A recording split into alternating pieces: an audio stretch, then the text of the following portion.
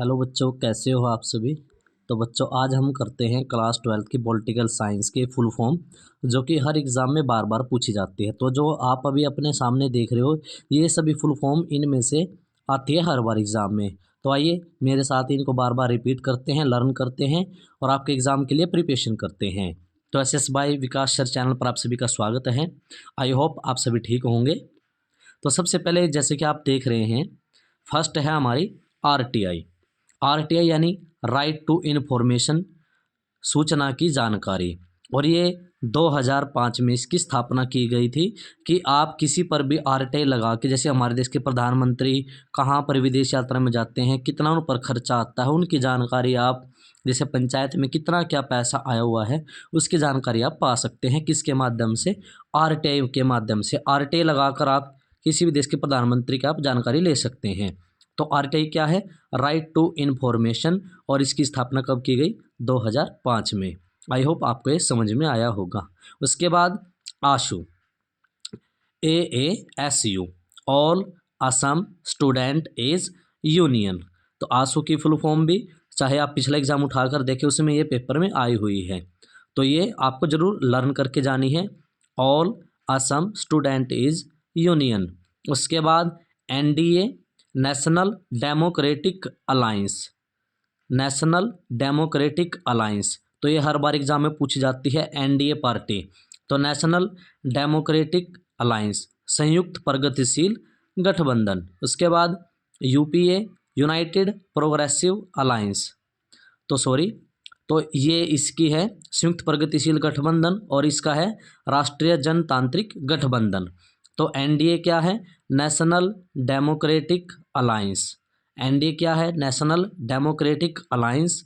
और UPA क्या है? United progressive alliance.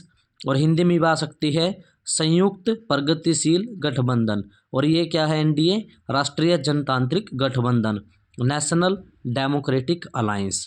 उसके बाद बात करते हैं बामसेफ की। तो backward and minority communities employees federation, तो ये भी आपके एग्ज़ाम में आती है। उसके बाद INC, देखो ये मेन है INC, Indian national Congress, Bharatiya Rashtriya Congress. तो कई बार एग्जाम में ये नहीं आएगा भारतीय राष्ट्रीय कांग्रेस, और आपको एग्जाम में दे देंगे INC, तो आप पजल हो जाओगे। तो आपको पजल नहीं होना है और ये बताना है INC क्या है? Indian national Congress. और भारतीय राष्ट्रीय कांग्रेस की स्थापना कब हुई थी? आप सभी कमेंट में लिखें। मैंने आप सभी को बताया हुआ है कि भारतीय राष्ट्रीय कांग्रेस की स्थापना कब हुई थी, वह कहाँ हुई थी, ये सब आप मुझे जल्दी से कमेंट में लिखें। भारतीय राष्ट्रीय कांग्रेस की स्थापना कब व कहाँ हुई थी, और इसकी स्थापना किसने रखी थी, और कांग्रेस पार्टी का जो नाम कांग्रेस है वो किस नेता ने रखा था। तो ये जो जो आपको क्वेश्चन बोल रहे हैं, इनके आंसर आप मुझे कमेंट में लिख कर दें, ताकि मैं आपके आंसर भी साथ के साथ चेक करता रहूं। LOC, तो लाइन ऑफ कंट्रोल। LOC क्या है? भारत और पाकिस्तान के बीच क्या है? Line of control, LOC, Jammu Kashmir के अंदर। उसके बाद most important DMK party, Dravida Munnetra Kazhagam. ये हिंदी में मैंने इसलिए लिखी है ताकि आपको जल्दी समझ में आ जाए। तो DMK पार्टी भी हर बार पूछी जाती है एग्जाम में, द्रविड़ मुनेत्र कड़गम। ये अजीब सा नाम है लेकिन याद आपको रखना पड़ेगा, द्रविड़ मुनेत्र कड़गम। उसके बाद CPI, most important communist party of India, तो भारतीय कम्युनिस्ट पार्टी CPI। और इसका भी आंसर आप दें मुझे, भारतीय कम्युनिस्ट पार्टी की स्थापना कब हुई थी? BJP party, Bharatiya Janata party, इसका तो आपको पता ही है। और इसकी स्थापना कब हुई थी? मैंने लिखा हुआ 1980 में। तो आपसे पूछ ले एग्जाम में कि भारतीय जनता पार्टी जो BJP है, इसकी स्थापना कब हुई थी? 1980 में। और इसका चुनाव चिन्ह क्या है वो आप मुझे कमेंट में लिख कर दें। भारतीय जनता पार्टी का जो चुनाव चिन्ह का निशान है वो आप मुझे सिंबल इसका बताएं। 1980 में इसकी स्थापना हुई थी। मीसा, सभी बच्चे पूछते रहते हैं मीसा। तो ये मीसा, इसकी इम्पोर्टेंट जो फुल फॉर्म है वो ये है, maintenance of internal security. Maintenance of internal security, तो मीसा की फुल फॉर्म क्या है? Maintenance of internal security.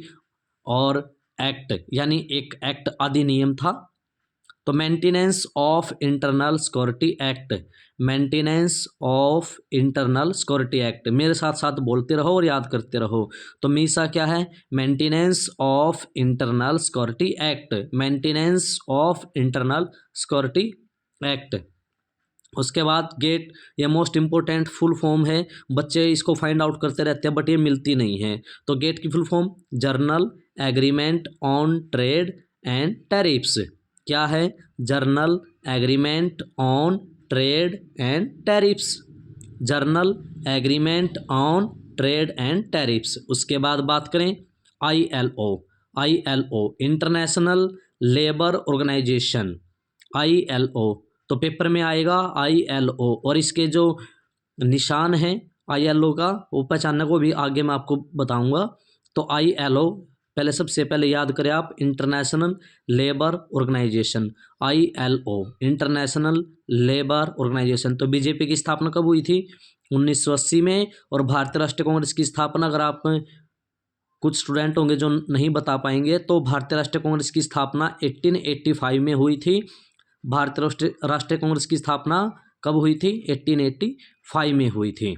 और भारतीय राष्ट्रीय कांग्रेस का जो ये कांग्रेस नाम है, ये कांग्रेस नाम किसने रखा था पार्टी का? दादा भाई नौरोजी ने। तो INC, INC क्या है? Indian national Congress, Bharatiya Rashtriya Congress. DMK Dravida Munnetra Kazhagam, UPA united progressive alliance, संयुक्त प्रगतिशील गठबंधन। NDA क्या है? National democratic alliance. तो ये आप सभी ने याद किया। LOC line of control, DMK Dravida Munnetra Kazhagam. CPI क्या है? Communist party of India. और RTI की स्थापना कब हुई थी? जल्दी बताएं। 2005 में, ताकि आप किसी की भी जानकारी ले सकें। सूचना का अधिकार है आपको। FIR क्या होता है? FIR इसकी फुल फॉर्म आप मुझे अपने कमेंट में लिखकर जरूर दें। उसके बाद ILO इंटरनेशनल लेबर ऑर्गेनाइजेशन। उसके बाद बात करते हैं UNDP, ये मोस्ट इम्पोर्टेंट है, यूनाइटेड नेशंस डेवलपमेंट। क्या है UNDP? तो United nation development, United nation development, United nation development. उसके बाद ECI election commission of India. और इस समय वर्तमान में भारत के जो मुख्य चुनाव आयुक्त हैं वो कौन हैं? राजीव कुमार जी। तो ये भी आपके पेपर में आएगा 100 के 100। भारत के मुख्य चुनाव आयुक्त कौन हैं जो अभी वर्तमान में है प्रेजेंट में? राजीव कुमार जी। और भारत के पहले मुख्य चुनाव आयुक्त का नाम क्या है? जल्दी बताएं, जल्दी बताएं, जल्दी जल्दी कमेंट करें। भारत के पहले मुख्य चुनाव आयुक्त का नाम क्या था? जल्दी कमेंट करके लिखकर बताएं मुझे। भारत के पहले मुख्य चुनाव आयुक्त का नाम क्या था? सुकुमार सेन। और भारत में जो लोकसभा के पहले इलेक्शन है वो कब हुए थे? 1952 में। क्योंकि आपके एग्जाम में आएंगे कि चौथे इलेक्शन कब हुए, पाँचवें कब हुए, तीसरे कब हुए, और पहले इलेक्शन में किसकी सरकार थी, दूसरे में किसकी सरकार थी। अब मुझे जल्दी कमेंट करके बताएं कि 1966 में 1966 में भारत और पाकिस्तान के बीच कौन सा समझौता हुआ था? जल्दी कमेंट में लिखकर मुझे बताएं। इतना हम आगे इसको पढ़ते हैं। EVM electronic voting machine. EVM क्या है? Electronic voting machine, electronic voting machine. EVM आपके पेपर में आएगा। EVM इलेक्ट्रॉनिक वोटिंग मशीन, क्योंकि पहले तो ऐसे ही पर्ची से वोट डाली जाती थी, अब क्या आ गई है? इलेक्ट्रॉनिक वोटिंग मशीन आ गई है। सीधा ही हम स्विच को दबाएंगे और उसमें से वॉइस आती है और हमें पता लग जाता है कि हमारी वोट डल गई है। तो वो कौन सी मशीन है? EVM। तो जिससे आप वोट डालने जाते हैं उस मशीन का नाम क्या है? EVM electronic voting machine. उसके बाद UNSC United nation security council. तो ये भी आपके पेपर में पूछा जाएगा। UNSC United Nations security council. और ये मेरा दावा है बेटे 100 के 100 कि आपके एग्ज़ाम में इन फुल फॉर्म्स जो मैंने लिखवाई है, इसमें जो खुद मैंने आपके लिए नोट्स बनाए हैं मेहनत करके, इनमें से आपके जो एग्ज़ाम में इनसे अलावा बाहर कोई नहीं आएगी, इनमें से ही आएगी जो फुल फॉर्म पूछे जाएंगे आपसे। SEZ स्पेशल इकोनॉमिक जोन, विशेष आर्थिक क्षेत्र, आप हिंदी में भी लिख सकते हैं इसको। SEZ special economic Jones.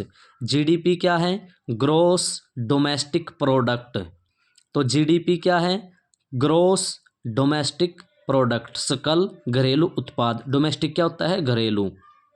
GST most important full form, goods service tax. कई बच्चे गुड लिख के आ जाते हैं तो एस लगाना इसमें जरूरी है, गुड्स सर्विस टैक्स। तो जीएसटी की फुल फॉर्म क्या है, जो आजकल सभी चीज़ों पर लगा हुआ है। और जीएसटी की स्थापना कब हुई है, जीएसटी भारत में कब से लागू हुआ, ये मुझे आप कमेंट में बताएंगे। इतना हम आगे चलते हैं। भारत में जीएसटी कौन से सन से लागू हुआ। तो जीएसटी क्या है, गुड्स सर्विस टैक्स। तो जीएसटी क्या है, गुड्स सर्विस टैक्स। जीएसटी क्या है, गुड्स सर्विस टैक्स। ईवीएम क्या है, इलेक्ट्रॉनिक वोटिंग मशीन। एसईजेड क्या है, स्पेशल इकोनॉमिक जोन। और बीजेपी की स्थापना कब हुई, 1980 में। एनडीए क्या है, नेशनल डेमोक्रेटिक अलायंस। यूपीए क्या है, यूनाइटेड प्रोग्रेसिव अलायंस। तो इस तरह से आप याद करते रहें। सार्क, ये हर बार पेपर में आता है, चाहे आपके प्री एग्जाम हो, कोई से भी एग्जाम हो, आपके हाफ ईयरली एग्जाम हो, हर एग्जाम में यही पूछा जाता है। सार्क, सार्क क्या है, south Asian association for regional cooperation. मेरे साथ बोलिए, एस से क्या बनेगा, साउथ। ए से क्या बनेगा, एशियन। उससे नेक्स्ट ए जो है उससे क्या बनेगा, एसोसिएशन फॉर रीजनल कोऑपरेशन। और इसकी स्पेलिंग आप ध्यान से लिख कर आए एग्जाम में, आपको मिस्टेक नहीं करनी है। तो सार्क की फुल फॉर्म क्या है, south Asian association for regional cooperation. बोलिए मेरे साथ, south Asian association for regional cooperation. South Asian association for regional cooperation. तो बने रहिए SS by Vikas sir channel के साथ। और बच्चों, वीडियो अच्छी लगी तो लाइक करते रहें और ये वीडियो अपने फ्रेंड्स में शेयर करें ताकि उनके भी एग्ज़ाम में अच्छे मार्क्स आ सकें। साफ्टा, इसका भी आपको पता होना चाहिए। South Asian free trade agreement. तो साफ्टा की फुल फॉर्म क्या है, south Asian free trade agreement. तो क्या है साफ्टा की full form, south Asian free trade agreement. और साथ के साथ अपने नोट्स भी बनाते रहें। और जो मैं आपको दिखा रहा हूँ यहाँ पर, ये इसमें से आप अपनी कॉपी में ज़रूर लिखें। जितना आप बार बार इसको लिखोगे आपको याद होंगे और आपसे मिस्टेक भी नहीं होगी। अगर आप नहीं लिखोगे तो एग्ज़ाम में आपसे मिस्टेक ज़रूर होगी और उसी के जो एग्जामिनर है वो आपके नंबर काट लेगा। तो मैं नहीं चाहता कि आपके एक भी नंबर कटें। UNEP, United Nations environment programming. तो यूनाइटेड नेशन एनवायरनमेंट प्रोग्रामिंग, तो ये इतना इम्पोर्टेंट नहीं है। यूनिसेफ इम्पोर्टेंट है, UNICEF United Nations children fund. तो ये बच्चों के लिए देखभाल करता है, उनके लिए फंड इकट्ठा करता है। कौन करता है, अगर आपसे 2 नंबर में पूछ ले, यूनिसेफ। तो यूनिसेफ का कार्य क्या है, बच्चों के लिए सुरक्षा करना, उनकी जिम्मेदारी के लिए, उनकी भविष्य में रक्षा के लिए, उनके लिए फंड इकट्ठा करना।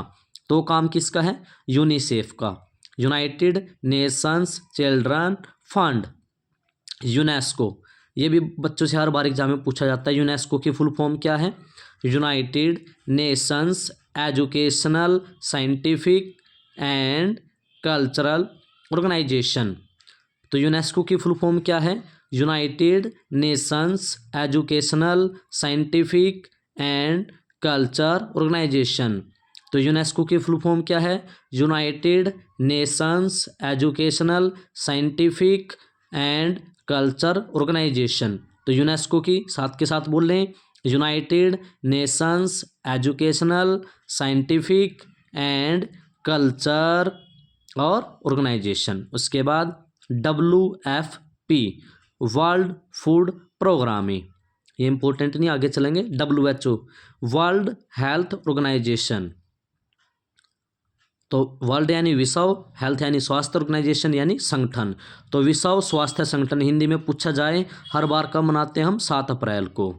और WHO की स्थापना कब हुई थी, एस्टेब्लिशमेंट इसकी 1948 में। 1948 में क्या हुआ था, वर्ल्ड हेल्थ ऑर्गेनाइजेशन की स्थापना हुई थी। UNFPA, United Nations populations fund, United Nations populations fund.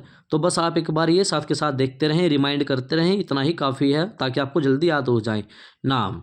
तो non alignment movement, non alignment movement, non alignment movement, non alignment movement.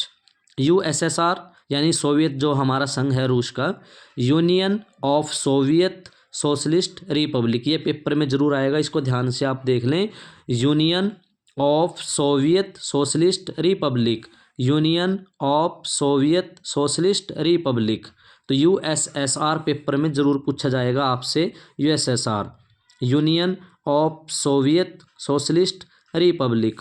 उसके बाद बात करते हैं नाटो, NATO, ये भी हर बार एग्जाम में आपसे पूछा जाता है, चाहे आप पिछले साल कितने भी एग्जाम उठाएं, सभी में नाटो की फुल फॉर्म पूछी गई है। क्या है? North atlantic treaty organisation. क्या है? North atlantic treaty organisation, north atlantic treaty organisation.